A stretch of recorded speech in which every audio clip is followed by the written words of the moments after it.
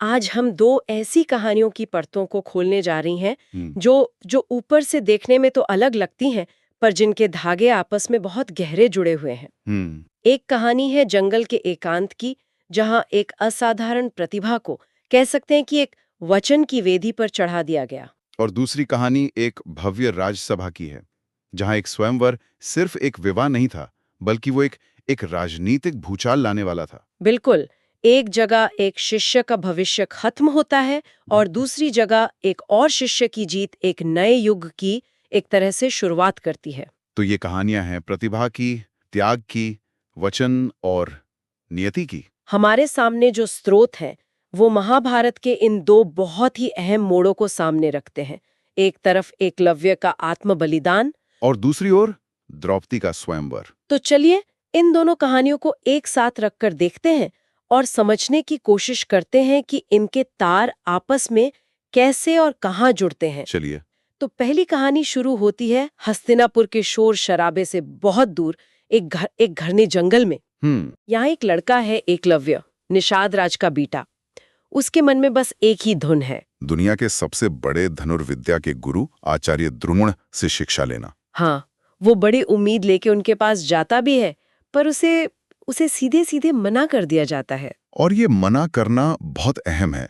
स्रोत बताते हैं कि इसका कारण एकलव्य की योग्यता में कोई कमी नहीं थी, बल्कि उसका जन्म था। उसका कुल। हाँ, उसका कुल, द्रोण का जो अनुबंध था, उनकी निष्ठा, वो हस्तिनापुर के कुरु वंश के साथ थी। वो राजकुमारों को प्रशिक्षित करने के लिए नियुक्त थे। और एकलव्य उस सामाजिक और राजनीतिक दायरे से बाहर था। बिल्कुल। लेकिन दिलचस्प बात यह है कि यही अस्वीकृति, यही रिजेक्शन उसे एक ऐसे रास्ते पर ले गया जिसकी किसी ने कल्पना भी नहीं की थी। यहीं से उसकी असल कहानी शुरू होती है, और ये वाकई कमाल है। उसने हार नहीं मानी। हमारे स्रोत बताते हैं कि उसने जंगल में जाकर द्रोण की एक मिट्टी की मूर्ति बनाई। और उसी को अपना गुरु मान लिया। हाँ, जरा सोचिए, कोई सिखाने वाला नहीं है, कोई मार्गदर्शन नहीं, बस एक मूर्ति में अपनी पूरी श्रद्धा डालकर वो खुद अभ्यास में लग गया। देखिए, ये आत्मशिक्षा या जिसे हम सेल्फ लर्निंग कहते हैं, उसका शायद सबसे बड़ा उदाहरण है। उसने अपनी परिस्थितियों को अपनी सीमा नहीं बनने दिया, बल्कि उसने अपनी श्रद्धा और अपनी एकाग्रता को ही अपना शिक्षक बना लिया। वो जंगल की शांति ही उसका गुरुकुल बन गई। तो अब कहानी में कुछ साल आगे चलते हैं। एक दिन हस्तिनापुर के राजकुमार, मतलब कौरव और पांडव, शिकार के लिए उसी जंगल में पहुंचते हैं। उनके साथ एक कुत्ता भी है। हाँ। और वो कुत्ता अचानक भौंकता हुआ जंगल में कहीं गुम हो जाता है, और जब वापस लौटता है तो उसे देखकर सब सन्न रह जाते हैं। सन्न रहना स्वाभाविक था, क्योंकि उन्होंने जो देखा वो धनुर्विद्या का एक चमत्कार था। क्या था वो? उस कुत्ते का मुंह बाणों से इस तरह भरा हुआ था कि वो भौंक नहीं सकता था। लेकिन कमाल ये था कि उसे एक खरोच तक नहीं आई थी। खून की एक बूंद भी नहीं। एक बूंद भी नहीं। ये सिर्फ निशाना नहीं था, ये शब्द भेदी बाण की कला का वो स्तर था जहां आवाज की दिशा में बिना देखे लक्ष्य को भेदा जाता था। ये लगभग असंभव माना जाता था। और ये इतना असाधारण था कि अर्जुन, जिन्हें अपनी धनुर्विद्या पर नाज था, वो भी हिल गए। और द्रोण तो गुरु थे। वो एक पल में समझ गए कि ये काम किसी ऐसे धनुर्धर का है जिसकी कला शायद अर्जुन से भी बेहतर है। और यहीं पर द्रोण का वो मौन होना, वो बहुत कुछ कहता है। क्या वो सिर्फ आश्चर्य था, या फिर एक डर? मेरे ख्याल से ये डर ही था।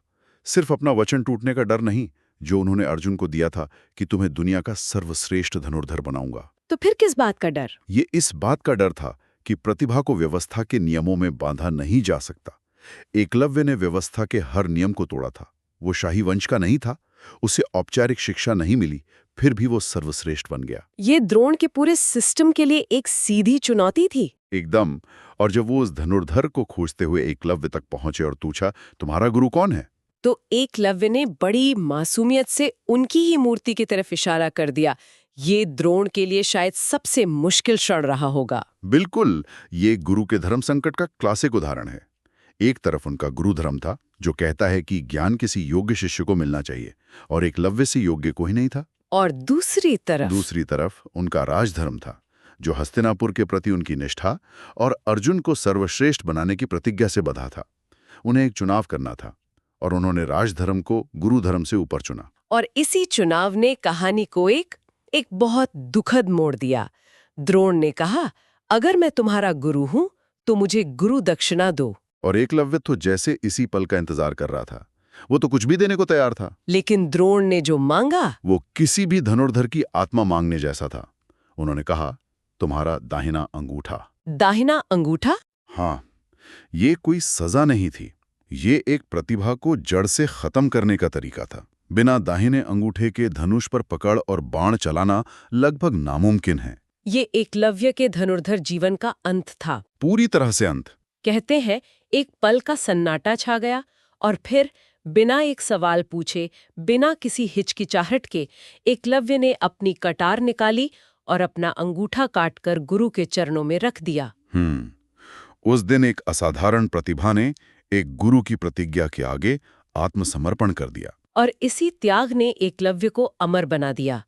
लेकिन ये कहानी हमेशा इस बहस को जन्म देती है कि क्या द्रोण का निर्णय सही था? क्या एक वचन को निभाने के लिए इतनी बड़ी प्रतिभा का दमन करना उचित था? ये सवाल आज भी उतना ही प्रासंगिक है। तो एकलव्य की कहानी एक गुरु की प्रतिज्ञा पर समाप्त होती है, पर दिलचस्प बात यह है कि जहां एक कहानी खत्म होती है, वहीं से दूसरी की नींव रखी जाती है। हाँ, अब हम चलते हैं पांचाल। पांचाल, जहां वही गुरु द्रोण एक राजा के प्रतिशोध का कारण बन चुके थे। हाँ, पांचाल के राजा द्रुपद और द्रोण की दुश्मनी बहुत पुरानी थी। द्रोण ने द्रुपद को युद्ध में हराकर उनका आधा राज्य छीन लिया था। द्रुपद उस अपमान को भूले नहीं थे। वो बदला लेना चाहते थे। और इसके लिए उन्होंने एक विशाल यज्ञ का आयोजन किया, जिसका उद्देश्य ही प्रतिशोध था। एक ऐसा पुत्र पाना जो द्रोण को मार सके, और एक ऐसी पुत्री का विवाह करना जो उनके सबसे बड़े दुश्मन से जुड़े। और उस यज्ञ की अग्नि से 2 संतानें प्रकट हुईं। एक पुत्र धृष्टद्युम्न, जिसे द्रोण का वध करने का वरदान प्राप्त था, और एक कन्या द्रौपदी। स्रोत साफ कहते हैं कि द्रौपदी कोई साधारण राजकुमारी नहीं थी। उनका जन्म ही एक खास उद्देश्य के लिए हुआ था। इसके बाद राजा द्रुपद ने द्रौपदी के स्वयंवर की घोषणा की, लेकिन इसकी शर्त वो ऐसी रखी जो लगभग असंभव थी। क्या थी वो शर्त? सभा के बीच में एक बहुत भारी धनुष रखा था। छत पर एक घूमने वाला यंत्र था जिस पर एक मछली लगी थी, और उसके ठीक नीचे पानी से भरे एक बर्तन में उस मछली का सिर्फ प्रतिबिंब दिख रहा था। और शर्त थी कि धनुष उठाकर उस पर डोरी चढ़ानी है और फिर नीचे पानी में प्रतिबिंब देखकर ऊपर घूमती हुई मछली की आंख को भेदना है। ये सिर्फ ताकत या निशानेबाजी का खेल नहीं था। नहीं, बिल्कुल नहीं। ये शर्त सिर्फ कठिन नहीं थी, ये एक तरह से एक फिल्टर थी। द्रुपद जानते थे कि ऐसा काम सिर्फ द्रोण के शिष्य ही कर सकते हैं, और उनमें भी शायद केवल अर्जुन। तो ये स्वयंवर कम और एक तरह का रिक्रूटमेंट टेस्ट ज्यादा था, कह सकते हैं, जिसका सही कैंडिडेट द्रुपद के दिमाग में पहले से ही था। पानी में प्रतिबिंब देखकर निशाना साधना सिर्फ एकाग्रता नहीं, ये माया और यथार्थ के भेद को समझने की क्षमता है। एक तरह से ये अर्जुन को दिया गया एक खुला निमंत्रण था, जिसे कोई और समझ ही नहीं पाया। हाँ। खैर, इस स्वयंवर का समाचार सुनकर दूर दूर से बड़े बड़े राजा महाराजा पांचाल पहुंचे। इसी बीच लक्षाग्रह की आग से बचकर पांडव अपनी मां कुंती के साथ ब्राह्मण के वेश में घूम रहे थे। ये क्षण पांडवों के लिए बहुत नाजुक था। दुनिया उन्हें मरा हुआ समझती थी, वे अज्ञातवास में थे। तो वे भी पांचाल पहुंचे और सभा में आम लोगों के बीच बैठ गए। प्रतियोगिता शुरू हुई। एक एक करके बड़े बड़े योद्धाओं ने कोशिश की। कई तो उस विशाल धनुष को हिला तक नहीं पाए। हाँ, और कुछ ने उठाया भी तो उस पर डोरी नहीं चढ़ा सके। कहते हैं कि कर्ण जैसे महारथी ने धनुष उठा लिया था और डोरी भी चढ़ा दी थी, लेकिन द्रौपदी ने उन्हें सूतपुत्र कहकर प्रतियोगिता में हिस्सा लेने से ही रोक दिया। जिसके बाद सभा में धीरे धीरे निराशा फैलने लगी। और जब सभी महान योद्धा नाकाम हो गए, तब ब्राह्मणों की भीड़ से एक युवक आगे बढ़ा। ये पल तो नाटकीयता से भरा होगा। सब हैरान थे कि एक ब्राह्मण जो भिक्षा पर जीता है, वो क्षत्रियों के इस काम को करने की हिम्मत कैसे कर रहा है। पर वो कोई साधारण ब्राह्मण नहीं था, वो अर्जुन थे। और फिर वो हुआ जिसकी किसी को उम्मीद नहीं थी। अर्जुन ने आसानी से धनुष उठाया, एक पल में उस पर डोरी चढ़ाई, एक क्षण के लिए नीचे पानी में प्रतिबिंब पर ध्यान लगाया और बाण चला दिया। बाण सीधा सनसनाता हुआ गया और घूमती हुई मछली की आंख में जा लगा। पूरी सभा स्तब्ध रह गई।